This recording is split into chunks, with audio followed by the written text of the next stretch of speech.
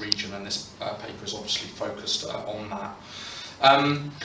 What I'm trying to do in the paper, which is in the book that we've been handed, is look basically at how and to what extent cyber attacks are affecting maritime security, but more specifically what we would call maritime situational awareness in the East Asian and Asia Pacific maritime region.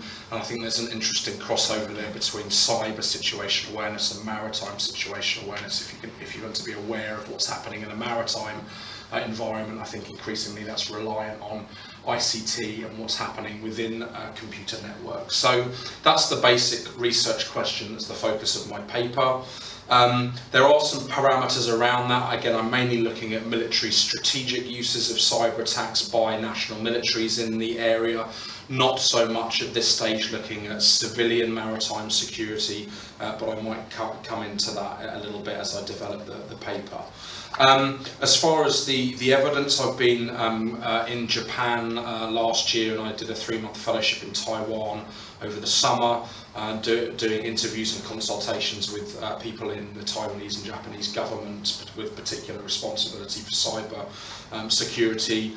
I've done a review of the fairly limited academic literature on this at the moment, and also looked primarily at the kind of military strategic documents of the US, China, Japan and Taiwan to see what evidence we can see, if you like, of the convergence between this cyber and maritime domain.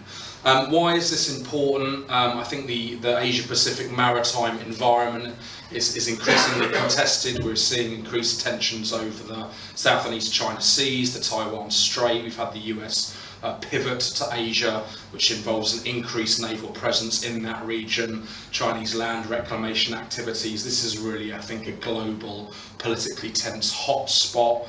So I think the research is important in that regard. I also think probably that there's a lack of kind of empirical research in the extent to which cyber attacks are affecting military operations, or at least preparations for war, if not wars themselves. So I hope to make a contribution through this paper in that regard as well. So what do we mean when we're talking about maritime situational awareness? This basic definition, I think, helps us to understand what I'm talking about. Maritime situational awareness can basically be understood as to do with the fusion of information from a variety of sources, and that includes visual sources, but also electromagnetic and even acoustic sources, to create an accurate understanding of the maritime environment in which navies operate. And of course, we're talking about maritime security, navy ships at sea, but increasingly, because of communications technology, maritime situational awareness is dependent on air-based resources, land-based resources, and even space-based systems, of course, GPS most notably. Situational awareness, gaining an accurate understanding of what's happening in the maritime security environment, is dependent on lots of things. The speed with which you can receive information about potential maritime threats, particular geographical features of the maritime region that we're talking about, whether we're talking about a strait with land either side or big vast open oceans.